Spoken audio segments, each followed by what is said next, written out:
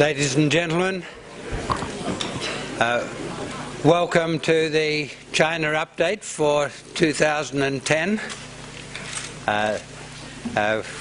Once again, we've got a very strong group of people interested in China to share with us current thinking about how China's going, where it's headed, and we'll all look forward to another exciting day. Last night, at the launch of the update book for 2010, the ambassador from China, Zheng Junsai, said very nice things about this occasion as the time each year when we review longer-term perspectives, and that's what we're going to do again today, but with a particular focus on reform over the next 20 years at a pivotal time in China's development. Welcome, Minister, Vice-Chancellor, Polish Ambassador, welcome. And to introduce the Minister, I'd like to invite the Vice-Chancellor of the Australian National University, Chubb, who requires no introduction.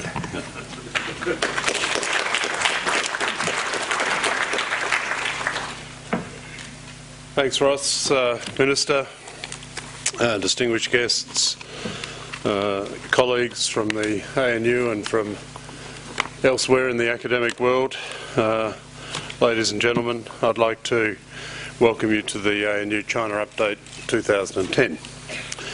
The day features an impressive list of speakers combining Australian and international experts, and I'm sure that just with all the previous updates your discussions are going to be very productive.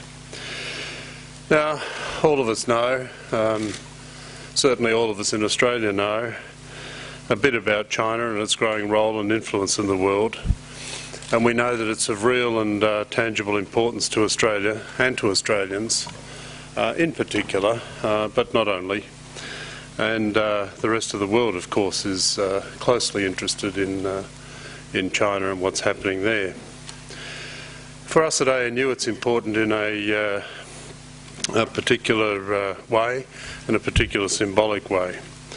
Work on the Asia-Pacific region, including obviously work on China, has been a longer feature of the ANU, and as I prepare for my 28th visit to China next month, most of which has been since I've been at ANU, it really does highlight for me the interest that we have here and in Australian academic circles, as well as the interest in China in working with people from Australian universities. I think it's probably fair to say that we do see the world a little differently when you look north and you realise some of the implications of developments in China for us, and the focus that we give to it and the intelligence that we bring to it, I think has a particular significance for the rest of the world, because we do see it from a slightly different part of the prism that some of the rest of the world might use. The need for work in our region, of course, was one of the a major driver of the ANU all the way back to its establishment in 1946. At that time, I think our founding fathers, and certainly the politicians of the day, realised that the events of the first half of the last century indicated to us Australians that we knew very little about the region in which we were located. And they didn't want to let it happen again, that we would be driven essentially by ignorance, but more important, by dependence on other countries for what we needed to understand our region. And so they established the ANU with a particular brief. They established the ANU within the ANU. They had a particular brief for study of Asia and the Pacific. And of course China then, in 1946, was quite different from the China of 2010. In fact, the China of 2010 is quite different from the China of 2009, in my experience, in 2008 and 2007. So it's a dramatically changing region, and of course it's important that we in Australia know as much about it as we can, to understand what it is that we need, to understand how it is that we should interact, to understand how it is that we should develop linkages, friendships, understandings, and indeed ultimately tolerance of difference through intellectual endeavour and the work of many of our institutions. Some of you will know that the university's work on China has been recognised by the Australian Government through the provision of a major funding grant to establish a new Australian Centre on China in the world here at ANU. And Richard Rigby will introduce the new centre more fully later this morning. But let me say a couple of things. One is that we're grateful for it, of course. We're always grateful for major funding commitments, and we're grateful because it will enable us to advance China studies at ANU. But because there's going to be a network centre, we hope also to be able to draw in colleagues from other Australian universities to make it bigger than the sum of the parts, if I can use the old cliche. But what's also important about that is that there's a little two-letter word in the title that is particularly important and was particularly significant for us and for the government as we were negotiating that arrangement, and that's the word "in." So it's China in the world. It's not more about just China. It's not more digs in Xi'an or wherever. It's actually about China in the world and the role that it plays in the world, and in the world being connected to us as well. And I don't think that we should lose sight of the fact that we can always study more about that amazing country, and we can study more about the artefacts, we can study more of the history and culture of that amazing country. But how that translates to the role of contemporary China in the world does seem to my colleagues, and certainly did to Prime Minister Rudd, that it was an important way of establishing the fact that we needed to understand China better than we actually did, better than we actually do. So we hope to be able to do that. We hope to be able to do that with colleagues elsewhere in China, and of course elsewhere in Australia, and of course in China as well. We're also grateful for the continued sponsorship of Rio Tinto for the China Update event and other academic activities we undertake on the Asia-Pacific region, and their support is very important to us and again represents a significant investment in the broader national interest. Ladies and gentlemen, it's now my pleasure to introduce our keynote speaker this morning, the Minister for Foreign Affairs and the Minister for Trade, the Hon Stephen Smith MP.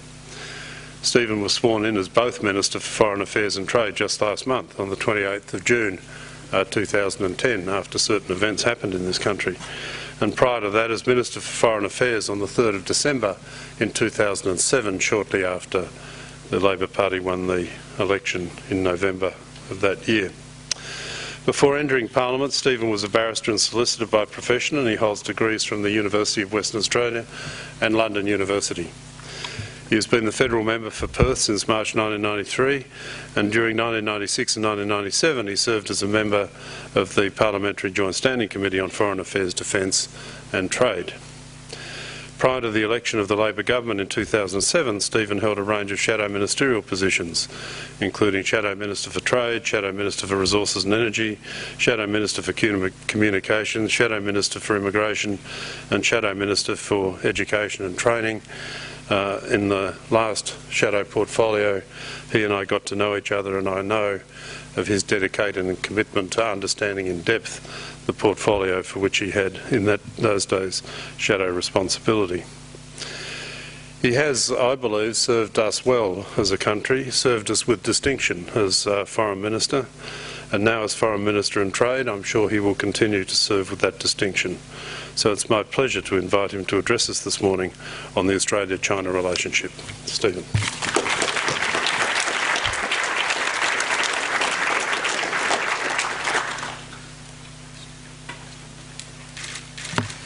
Well, thanks, Ian. Thank you very much for that very kind introduction.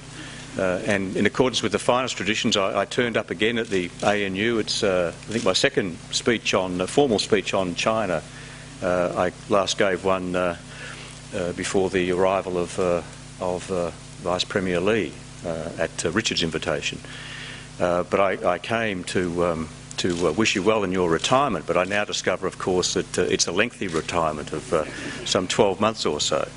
But can I compliment you on your personal interest in the Australia-China relationship and the ANU's long-standing academic and professional interest and the contribution that it has made through its efforts over the years to ensure greater academic but also greater Australian understanding of the importance of the relationship. Can I also acknowledge Professor Ross Garnaut, who gave me an offer I couldn't refuse to come and speak this morning. Now, I'm sure China's ambassador to Australia is here. I just haven't noticed him this morning, but I acknowledge him and other members of the diplomatic corps, representatives of Rio Tinto, of course, who are here for the ANU Rio Tinto partnership. But it's my great pleasure to be here. The theme, of course, of this year's conference, which is an important part of the China calendar, an important part of the Australia-China calendar, is the next 20 years of reform and development. That's both timely and important, dealing as it does with China's continuing rise and the implications that has for Australia's bilateral relationship with China and our ongoing economic links.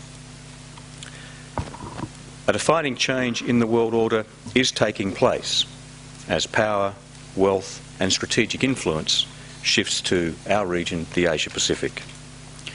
The continuing rise of China is part of this change. Australia recognises the historic changes that have taken place in China since the reform and opening period was initiated by former leader Deng Xiaoping in the late 1970s. These reforms have transformed the face of China and the way that ordinary Chinese live and work. China has been the fastest growing major economy in the world over the past quarter of a century, with annual growth averaging 10%. It has gone from an impoverished and largely agrarian economy to an increasingly industrial and urban-centred economy and an engine of world growth. Up to 500 million people have been lifted out of poverty. China has become the world's second largest economy in purchasing power parity terms. China now has 400 million internet users, more than the United States, and an estimated 635 million mobile phone users. It's the world's largest exporter of manufactured goods. It's the world's largest car market. It holds the world's largest forex reserves, around some $2.5 trillion United States dollars. Its holdings in US Treasury notes and bonds, 900 billion US dollars, is also the largest in the world. These are impressive figures, but an important point to note, a most important point to note, is that China's growth began from a very low base and still has, as the title and the topic of your forum today reflects, still has a long way to go. This is reflected in the fact that China's gross domestic product per capita is ranked by the IMF at 98th in the world. That underlines the point that China still has a long way to go. It's also reflected in China's rate of urbanisation, which has important implications for Australia. China's level of urbanisation rose from 20% in 1980 to 40% in 2005. By 2030, it's expected to be 70%. Today, more than 600 million Chinese are living in cities. There are an estimated 160 cities in China with more than 1 million people. On some estimates, China is likely to need to accommodate at least 300 million more people in urban areas by 2030.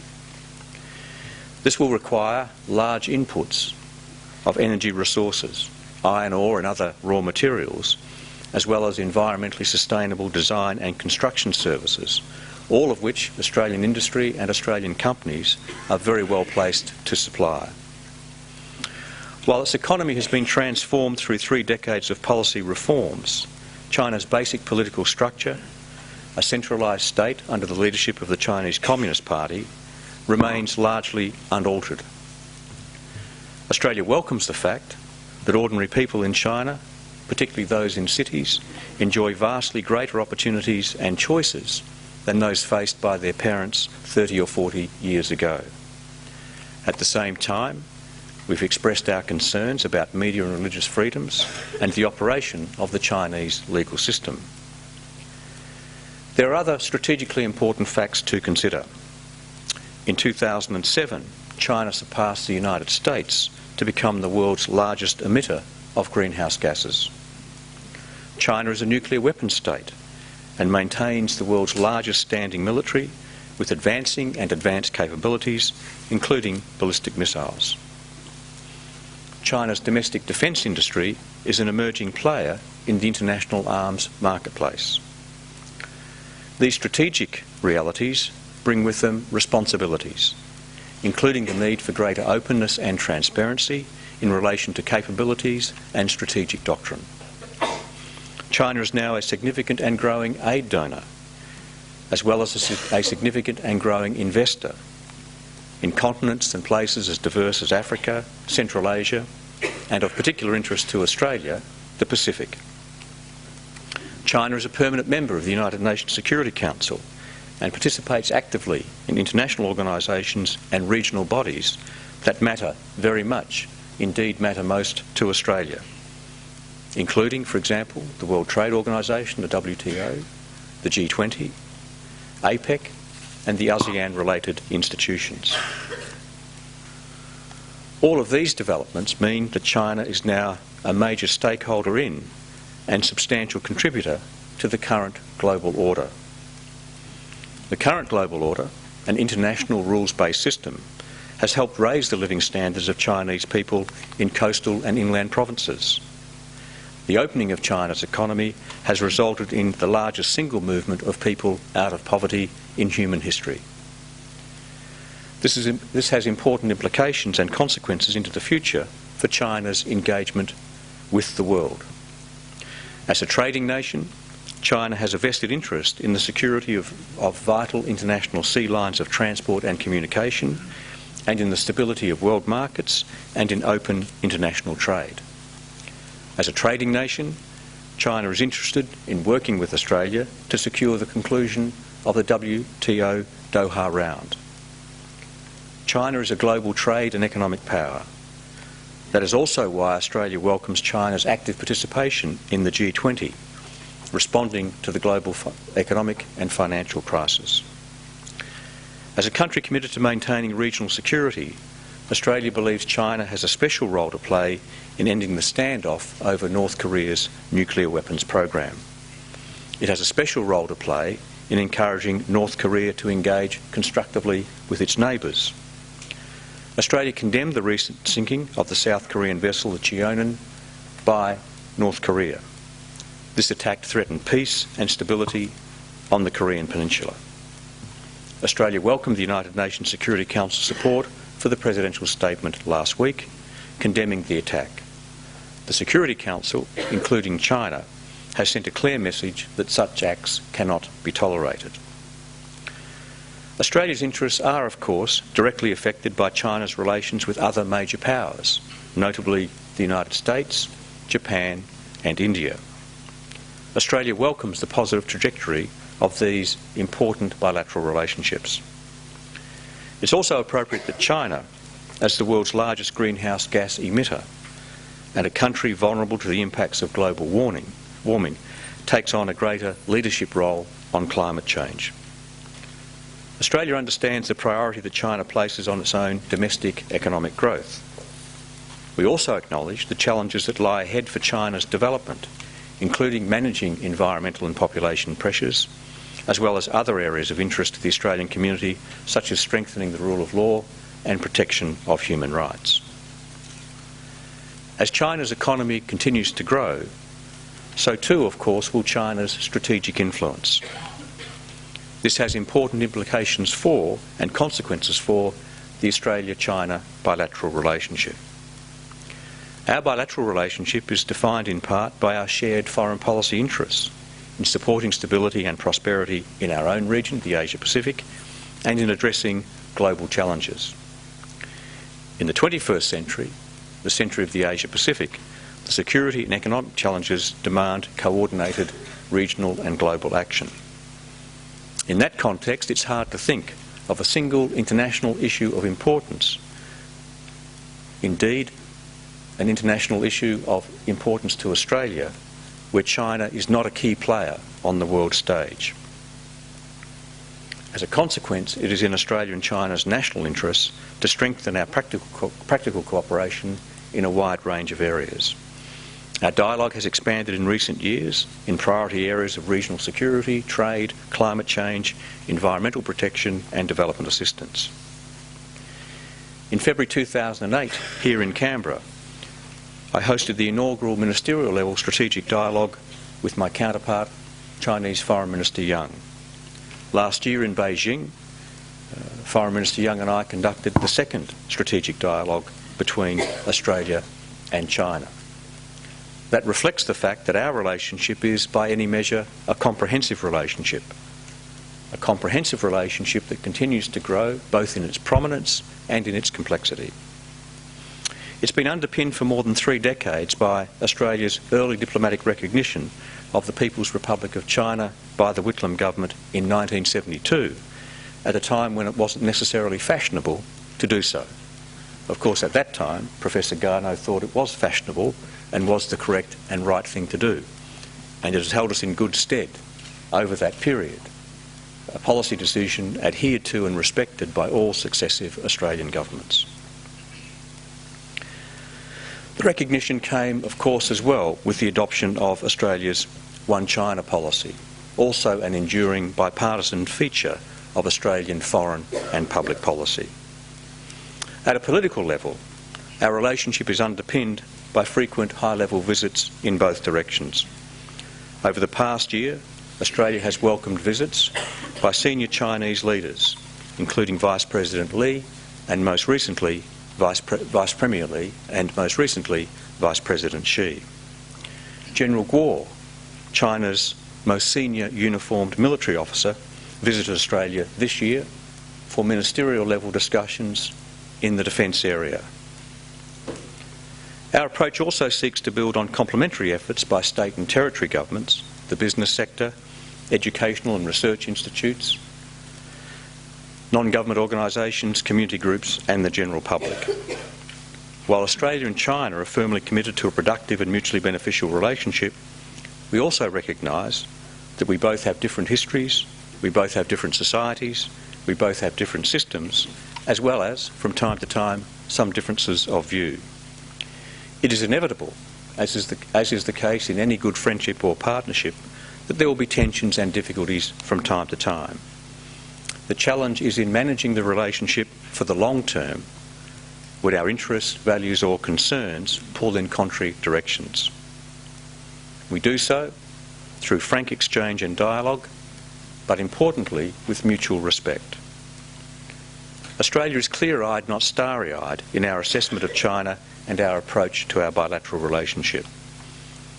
We fully appreciate, for example, the concerns of the People's Republic of China, in particular with regard to its territorial integrity. But Australia too has interests and core values that do not change over time, and these too form part of our ongoing bilateral dialogue. Let me now turn to some particular aspects of our economic relationship, which is underpinned by profound and growing complementarities. Mutual benefit as well as mutual dependence flow from these economic complementarities. The 1980s, under the Hawke government, signalled a significant expansion in our relationship with exponential growth in trade and economic times. The foundation of this expansion was the growing trade in minerals resources and petroleum resources, led by exports to China from my own state of Western Australia. By 2009, China was Australia's largest trading partner, with two-way trade valued at around 85 billion Australian dollars, as well as our largest export market and our largest market for educational services. This growing trade, conducted in accordance with market principles, is unquestionably important to Australia. It helps Australia maintain low unemployment and contributes to our prosperity. The trade is also important to China, which increasingly looks to Australia as a reliable source of a diverse array of raw materials, energy and food, all of which China needs to sustain high rates of economic growth. This was one of the themes of the inaugural bilateral CEO roundtable held last month in Canberra in conjunction with the Economic and Trade Forum conducted to coincide with Vice President Xi's visit. Both Australia and China are committed to a comprehensive, high-quality, balanced and mutually beneficial free trade agreement, which we are working hard to conclude. The most recent negotiations, the 15th round held in Beijing last month, were conducted in a pragmatic and constructive spirit. We're of course dealing with large and complex negotiation agenda and hope to make further progress in the next round of negotiations in Australia later this year. As part of a second track approach, we are also focusing on promoting opportunities for Australian business in China's rapidly developing regional areas. To give an illustration, when I visited China last year, I deliberately started in the West. I have a weakness for the West of any country or continent. But there was more than that to my method. I visited Chengdu in Sichuan province and then Chongqing to send a message to Australian industry, Australian business and Australian investors, but also to send a signal to China that Australia understands that China is more than just Beijing, Shanghai and Guangzhou, that there are massive opportunities in the West, massive opportunities in the provinces and in the regions. The visit brought home to me the shift in the centre of gravity of China's economic development, again a shift to the West, and the economic dynamism of these areas. I am encouraging Australian industry to look west so far as China is concerned, where much of the economic activity is domestically based, not export driven. This complementarity, of course, is about matching Australian industry strength and domestic policy objectives with opportunities for collaboration, trade and investment in these regions. A key plank of this strategy has been the signing of individual framework agreements and memorandum of understandings to collaborate further with China's rapidly developing inland provinces. For example, we have an agreement to develop agribusiness opportunities with Yunnan province, showcasing Australian expertise in horticulture, dairy, beef and wool. In Hubei and Anhui, we are targeting collaboration in the automotive industry. We'll also be pursuing a framework agreement with Shandong province, where there are great opportunities for Australia in areas such as clean energy and agribusiness. Two-way investment links are an increasingly prominent element of our economic relationship. Australia maintains, as it has for many years, a consistent, open and welcoming stance towards foreign investment, wherever it comes from, including from China. This policy, of course, is well known and of long standing. Australia has made itself into a well-developed and prosperous nation by being both a successful trading nation and an attractive place for direct foreign investment. Australia's welcoming policy towards investment from China is borne out by the facts. Last year, China was Australia's second largest source of foreign direct investment approvals, jumping from 6th place in the previous year. Since the government came to office in December 2007, Australia has approved over 180 Chinese proposals to invest in Australia, valued at around $54 billion US, or 60 billion Australian dollars. Only 5 of these approvals have involved undertakings, conditions or amendments. None have been rejected. Looking back as we do, and as Professor Garnaut does, on what has been accomplished since the establishment of diplomatic relations in 1972, it is remarkable how far the Australia-China relation has come. 3 decades ago, few would have predicted that in 2010 China would be Australia's largest trading partner. Looking ahead, Australia's policies towards China will continue to be constructive and forward-looking. to make the most of the opportunities that will emerge from the next 20 years of reform and development in China. However, we do need to raise the level of China skills in Australia. And it's here that the ANU, other Australian universities, have such an important role to play. The establishment of the Australia Centre on China in the World here at the ANU has an important contribution to make in this respect. And I very much welcome yesterday's announcement that Rio Tinto and the ANU will extend their partnership agreement to support the centre for 3 years. I also note that the centre's library is now well stocked following the gift of Vice President Xi of more than 1,800 books on Chinese history and contemporary society. It's also why Foreign Minister Young and I have agreed that we will now take forward the 1.5-track dialogue between Australia and China. The Australia-China Forum, as it will be called, will bring together ministers, senior officials, business people and academics to consider the entirety of our comprehensive bilateral relationship. There's been a suggestion in the past that this idea came from the ANU itself. I won't reflect on that. I just think it's a very good thing that we're now proposing to do it. And officials have already commenced work on the arrangements to hold the inaugural forum here in Australia. This is, in my view, and I know it's shared by Richard, long overdue. But it does bode well for the future of the Australia-China relationship. I look forward to the Australian National University continuing to play its important part and making its important contribution to the building of China skills in Australia and to understanding the importance of the Australia-China relationship. Thanks very much.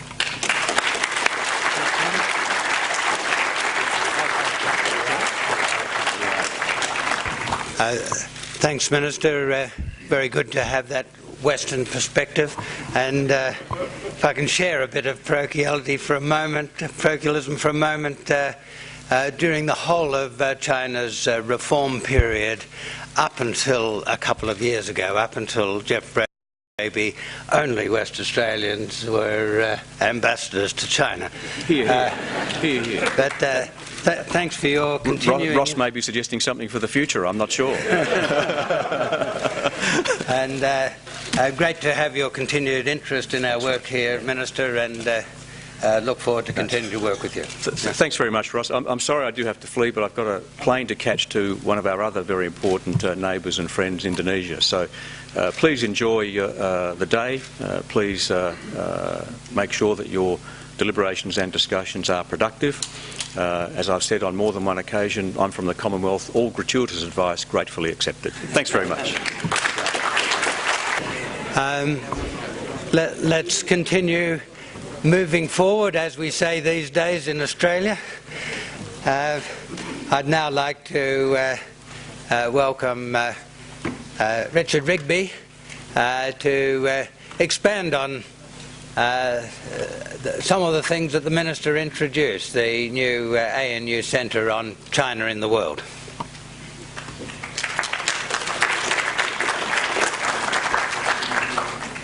Thanks, Ross. Ladies and gentlemen, I will expand, but only briefly. I've been given 5 minutes, and 5 minutes will do the job. The new centre is still a very small baby, so it doesn't require a great deal of time yet, but it will grow. I should start off by saying the centre on China in the world, somewhat more elegantly translated into Chinese for the many Chinese speakers amongst you, is the Zhonghua Quanqiu Yanjiu Zhongxin, was very much the brainchild of the former Prime Minister and Professor Jeremy Barmay. And Jeremy should be the one who's giving this introduction, but he's currently in the United States,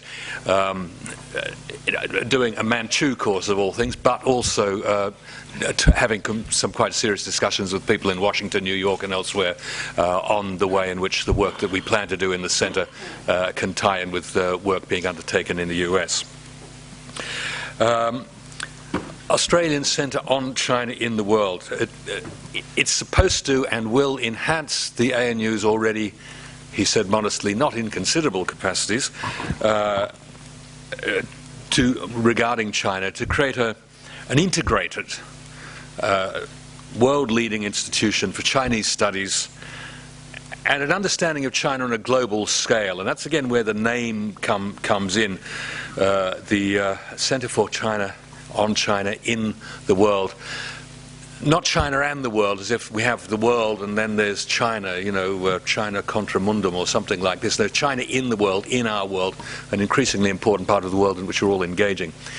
We also look at the Chinese world, and by the Chinese world, obviously we mean preeminently and very importantly the People's Republic of China, but not just the People's Republic of China. We're looking at the whole world in which the Chinese language is the principal means of discourse. So Taiwan, Hong Kong, Singapore, the great Chinese diaspora, Chinese communities spread throughout the world. And we're looking at China in terms not only of space, but in terms of time. The idea is that the Centre will take a broad and holistic view and engage multidisciplinary expertise, including Chinese thought, culture, history, politics, society, environment, economics, foreign and strategic policy, in a way in which has perhaps not been attempted elsewhere. Certainly discussions that both Jeremy and I have had in the United States would indicate that to be the case, where we've met with a great deal of enthusiasm and a good deal of comment on the lines, well, why didn't we think of this first, but then again it would be difficult for us to do it because we're going to be too stovepiped, there will be too many competing interests. Anyway, be that as it may, it is this holistic approach, I think, drawing on all aspects of area studies and disciplinary studies and bringing them together to focus on issues of major importance, which will make this thing, make it or break it. To make it work, that is what we have to do. That's what will make it different, and that's what will make it excellent. We'll also be working with other key research and teaching institutions and scholars in Australia, because it's important that we're trying to enhance a national capacity here. It's based in the Australian National University, and I think it's quite appropriate. It is, after all, the national university, but it's not just the Australian National University. Nobody in Australia is big enough to do anything like this on their own. It will primarily be a research body, and make no excuses for that. It'll be led by humanities work in collaboration with the social sciences. And we'll, again, as I say, be undertaking research to and education and outreach activities as well, though, in innovative ways. Key aims of the Centre,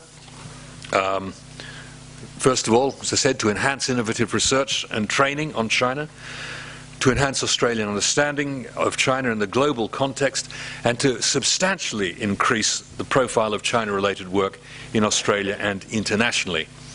Some of the key functions of the Centre will include research and collaboration, outreach, and outreach obviously covers things like visits and fellowships, conferences, major public events, use of the internet, publications, other media, and the audiences will include a wide range of people, of course other academia, but the public, scholars, officials, policymakers in China, in Australia, elsewhere in the world.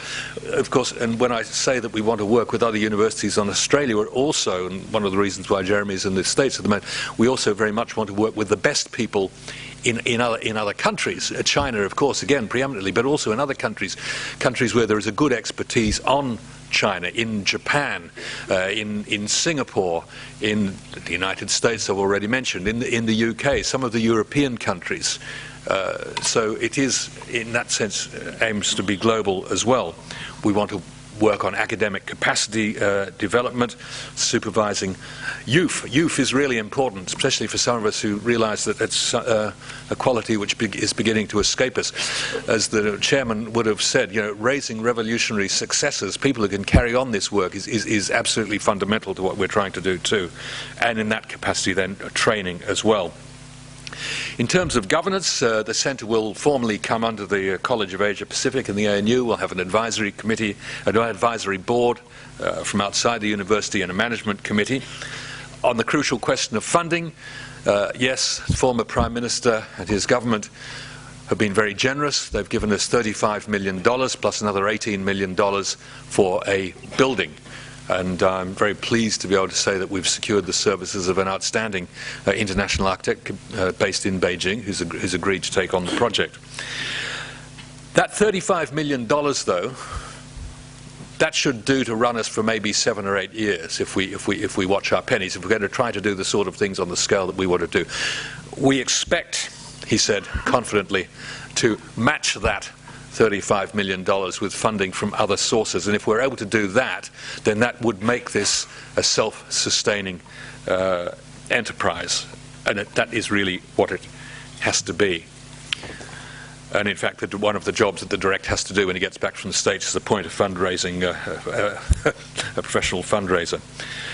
In staffing terms, we're led by a director, have 4 associate directors with specific portfolio responsibilities on research, education, outreach, and government relations. And again, government is an important part of that. Outreach, of course, will include the other equally important aspect of relations with business. As the centre develops and grows, we'll be appointing research fellows for various projects on fixed-term contracts. And we envisage that at full capacity, the centre will employ up to 25 full-time researchers at various levels of seniority, and we expect recruitment of those positions will be extremely competitive, and we want to make it so. We're currently very much in the establishment phase. We've got a number of programs, though, already either starting to be underway or being put together quite actively. The first is China-Australia Dialogue, and we've already had the first round of a series of discussions between our institute, people from our own government, including Department of Foreign Affairs and Office of National Assessments, and the China Institutes of Contemporary International Relations in Beijing. And we had that in Beijing a couple of months ago. A second round will take place in Australia in early August this year. We are working on developing a policy roundtable which will engage the main policy departments in Canberra. A China in the World update is something else that we're thinking of, but we have to be careful how we tie that into this update, because this is without a doubt one of the really signature functions that the ANU performs. Public programs, activities, forums, lectures, all these sort of things are being looked at. Government engagement and training is also another important aspect. And here, as I said, we will have an Associate Director, Government Relations, who will take that on board. And we're already working on establishing and maintaining a list of experts in various areas related to China who can be consulted by public servants on specific issues, and to ensure that relevant officers are aware of this. And we'll maintain an up-to-date list of public servants, both in Australia and currently posted overseas, with China-related responsibilities. And we want very much to encourage ANU academics to maintain regular contact with their public service counterparts, and to ensure that our research and advice is relevant to policy where applicable. And of course there are a number of senior ANU academics with public service or ADF backgrounds, and that's very helpful in facilitating this process. That's enough on that. Let me just conclude by saying we've only been in legal existence for a few weeks. There's a huge amount to be done. Much planning to be undertaken. A lot of that is already happening. As I said, some of our projects are already being implemented. Let me conclude simply by saying we aim to be the best. At a planning dinner we had in the lodge 1 or 2 months ago, Dennis Richardson, Secretary of DFAT, said, "Are you aiming to be the best in the world?" So I said, "Yes, of course." Because that's all right, then we'll support you. The point being that there is no point in doing it if you don't aim to be the best in the world. If you do aim to be the best in the world, at least you'll end up being pretty damn good, and that's what we want to be. So thank you very much.